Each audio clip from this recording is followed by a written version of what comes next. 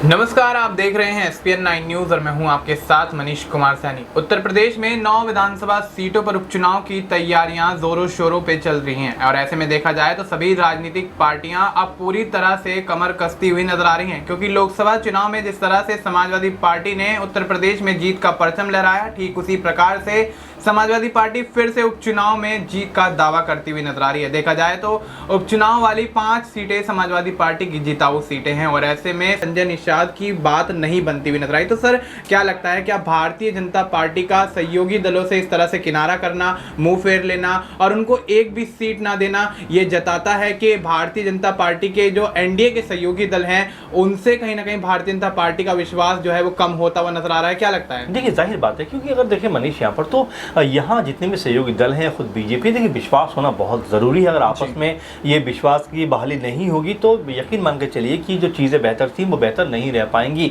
इसीलिए लगातार कोशिश बीजेपी की ऐसी है कि अपने सहयोगी दलों को साथ लेकर चला जाए। लेकिन देखिए, बीजेपी खुद का प्रभाव भी नहीं छोड़ना चाहती। आप देख रहे हैं कि 8-9 सीटों में चुनाव है और बीजेपी ने तमाम लोगों की बातों को दरकिनार करते हुए 8 प्रत्याशियों पर अपने 8 सीटों पर अपने प्रत्याशी उतारने का फैसला कर लिया, जिससे आप ये मानकर चलिए कि यहाँ पर बीजेपी खुद को एक तरीके से बड़ा कहने के दिखाते हुए नजर आ रही है, बड़े तौर पर कह सकते हैं पेश कर रही है, क्योंकि उसको पता है कि यहाँ पर अगर सहयोगी दल भी साथ छोड़ते हैं तो उसकी स्थिति इतनी मजबूत होनी चाहिए कि अपने दम पर भी उत्तर प्रदेश के अंदर वो सरकार में आ सके। और जैसा माहौल बनता हुआ दिखाई पड़ रहा है, ऐसा बीजेपी को भी आभास कहना कहीं होगा कि उनके तमाम सहयोगी दल जो नाराज हैं, अगर विधानसभा चुनाव आते आते अगर वो उनसे अलग हो जाते हैं तो बीजेपी को अपने दम पर इतना मजबूत रहना है ताकि वो आराम से कह सकते हैं कि इन चुनावों में जा सके, इन चुनावों में कह सकते हैं कि अपनी आजमाइश कर सके और यहाँ पर जीत दर्ज करती हुई नजर आ सके। इसीलिए अभी से ऐसा माहौल बनाया जा रहा है। जी बिल्कुल। तब ऐसे में भारतीय जनता पार्टी माहौल बनाने की कोशिश तो कर रही है, लेकिन ये माहौल क्या वाकई भारतीय जनता पार्टी बना पाएगी? क्योंकि अखिलेश यादव लगातार लंबे समय से यही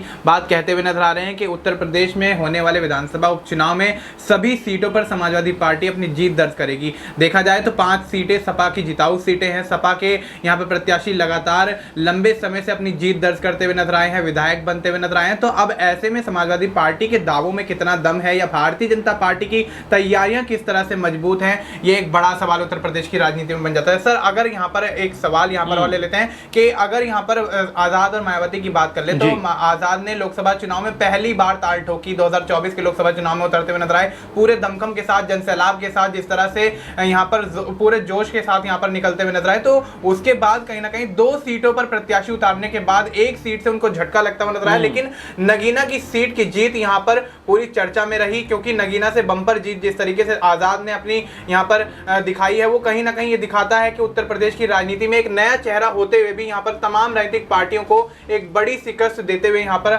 आजाद नजर आए। और देखा जाए तो यहाँ पर संसद के अंदर जब पहुंच जाते हैं तो आरक्षण का मुद्दा, लेटरल एंट्री, तमाम चीजें ऐसी जो कहीं ना कहीं भारतीय जनता पार्टी के खिलाफ जाती हुई नजर आई, उनके खिलाफ यहाँ पर पुरजोर यहाँ पर विरोध करते हुए नजर आए, पूरी तरह से यहाँ पर खुलकर बातचीत करते हुए नजर आए। तो क्या लगता है, क्या आजाद के थ्रू एक बार फिर से मायावती के वोट बैंक पे सेंधमारी लगेगी? क्योंकि लोकसभा चुनाव के दौरान भी हमने देखा कि मायावती का वोट बैंक छिटक कर आजाद के पाले में जाता हुआ नजर आया और मायावती को एक भी सीट लोकसभा चुनाव के दौरान नहीं लगी। तो अब क्या एक बार फिर से मायावती जिस तरह से अकेले चुनावी मैदान में उतरती हुई नजर आ रही है और आजाद पूरा दमखम के साथ मैदान में है, तो क्या लगता है, क्या एक बार फिर से यहाँ पे वोट बैंक यहाँ पर छिनता हुआ नजर आएगा मायावती का? बिल्कुल मनीष, आपने सही कहा, क्योंकि मायावती आजाद का वोट एक ही है, यानी 20-22% का जो कह सकते हैं दलित वोट बैंक है, उसके ऊपर दोनों की निगाहें लगी हुई है। और ऐसे में अगर यहाँ पर मायावती का यहाँ जिस तरह हमने देखा 2024 के चुनाव में कि 8% उनको सिर्फ वोट मिला, यानी कि उनके पास अब दलित भी छिटक कर दूर जा चुका, और इसको अगर आजाद भुना पाए तो वो अपनी पार्टी को बड़ा यहाँ से कर सकते हैं। लेकिन जिस तरह से मायावती ने पहली बार उपचुनाव में उतरने का फैसला किया,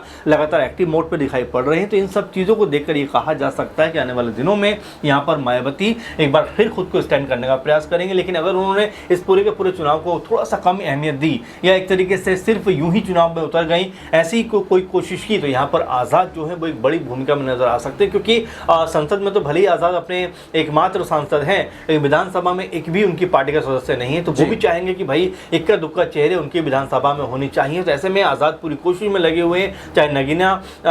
में जिसे जीत दर्ज की, उसके बाद चाहे जिस तरह से मीरापुर की बात करते हैं और तमाम सीटों की बात करते हैं, सब पे अपने प्रत्याशी उतारने की बात तो करते हैं। लेकिन जिस तरह से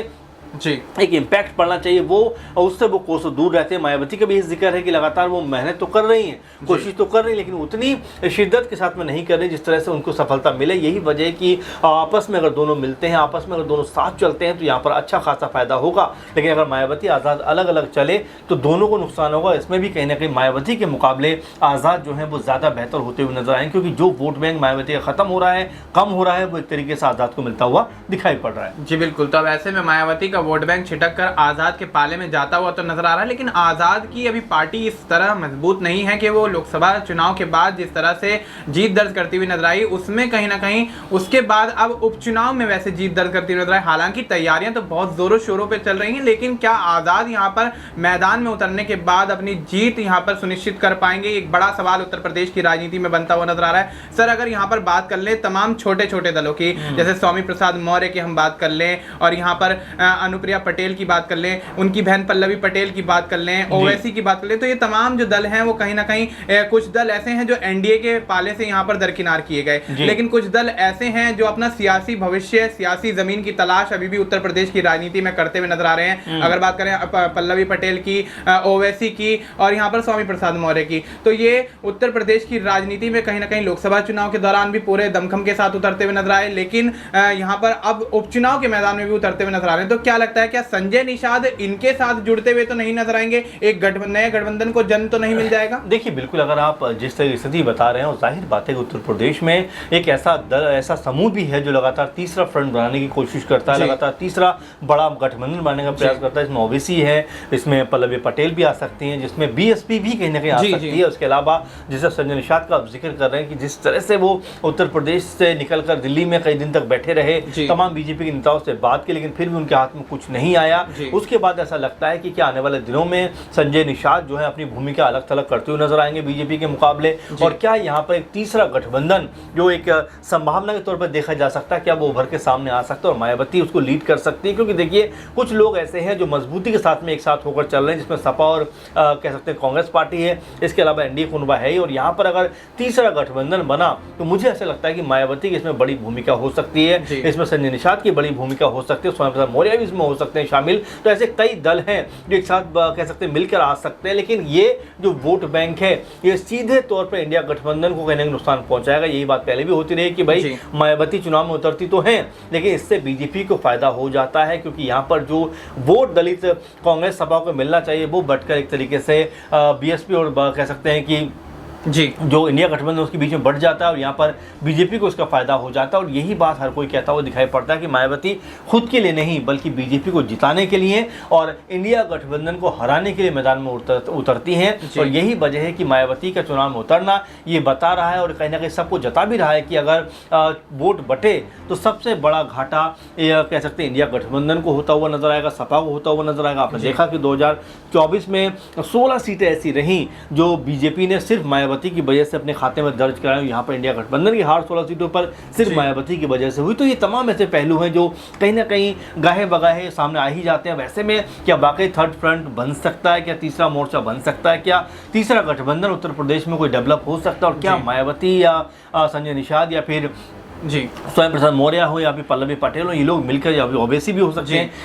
ये लोग मिलकर कहीं आगे की तरफ बढ़ते हुए दिखाई दे सकते हैं कि संभावना की कभी कमी नहीं है। हर वक्त पॉलिटिकली कह सकते हैं दुनिया में कोई ना कोई संभावना बनी रहती है, कोई ना कोई संभावना कह सकते हैं कि बनकर तैयार रहती है। बस जैसे ही कह सकते हैं आपस में कोऑर्डिनेशन बेहतर होता है उसके बाद इसको अमली जमा पहना दिया जाता है। और ये भी सच है कि जो आज गठबंधन बना है ये कल रहेगा नहीं रहेगा, इसकी भी कह सकते हैं कोई जिम्मेदारी नहीं ले सकता। तो कुल मिलाकर देखा जाए तो प्रदेश का जो इस समय सियासी माहौल है मनीष, वो बेहद अलग तरह का नजर आता है। राजनीति के कह सकते हैं राजनीति में पूरी तरह ओतप्रोत नजर आता है। इसका कितना बड़ा असर उत्तर प्रदेश में आने वाले दिनों में देखने को मिला और कैसे बीजेपी और कह सकते हैं कांग्रेस और तमाम जो सपा और तमाम जो पार्टियां हैं वो चुनाव में जाकर प्रचार प्रसार करती हैं, क्योंकि 13 तारीख को आई थिंक चुनाव है। ऐसे में दिन बहुत कम रहेंगे। दीपावली के बाद एक माहौल पूरा बनता हुआ नजर आएगा और हो सकता है कि चुनाव का जो दंगल है एक बड़ा रूप लेता हुआ नजर आए, क्योंकि यहाँ पर इंडिया गठबंधन के हक में अगर 5-6 सीटें, शुरू में मैंने कहा 6-7 सीटें आ जाती हैं तो यहाँ बीजेपी के लिए मुश्किल हो जाएगी। चुनौती इतनी बड़ी बढ़ जाएगी उसके लिए कि आने वाले चुनाव उसके लिए बहुत ज़्यादा कह सकते हैं कि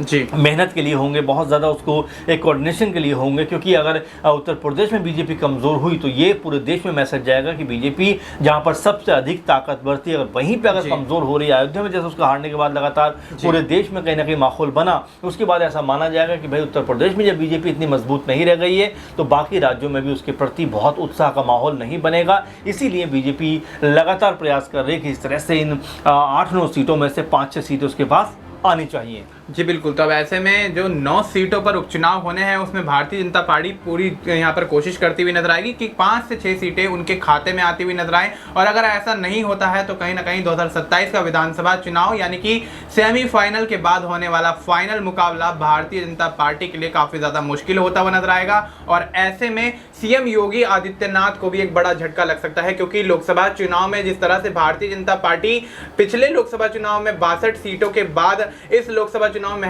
33 सीटों पर सिमटती हुई नजर आई, उसका ठीकरा कहीं ना कहीं सीएम योगी आदित्यनाथ के नाथ फोड़ दिया गया। और ऐसे में सीएम योगी आदित्यनाथ पर तमाम आलोचनाओं का पहाड़ टूट पड़ा, और ऐसे में भारतीय जनता पार्टी के नेताओं सहित एनडीए के तमाम समर्थित दल भी सीएम योगी आदित्यनाथ की पूरी निंदा करते हुए नजर आए। तो अब ऐसे में क्या सीएम योगी आदित्यनाथ अपने आप को, पार्टी को, सूबे को मजबूत करने के लिए तमाम प्रयास करते हुए नजर आएंगे? और अखिलेश यादव जिस तरह से तमाम दावे करते हुए नजर आ रहे हैं, पूरा दमखम दिखाते हुए नजर आ रहे हैं, तो क्या अखिलेश यादव की समाजवादी पार्टी एक बार फिर से अपनी जीत को दोहराते हुए नजर आएगी, यानी कि लोकसभा चुनाव के बाद उपचुनाव में भी बाजी मारती हुई नजर आएगी? और अगर उपचुनाव में समाजवादी पार्टी बाजी मारती है तो उसका प्रभाव यहाँ पर मायावती और चंद्रशेखर आजाद पर क्या पड़ता हुआ नजर आएगा? क्योंकि दलितों की और मुस्लिमों की राजनीति करने वाली समाजवादी पार्टी, बहुजन समाज पार्टी और आजाद समाज पार्टी कहीं ना कहीं एक जैसी विचारधारा रखती हैं, और ऐसे में एक जैसी विचारधारा रखने के बाद क्या उत्तर प्रदेश की राजनीति में मायावती इन 9 विधानसभा सीटों पर होने वाले उपचुनाव में अपनी सियासी जमीन तलाशने में कामयाब होंगी?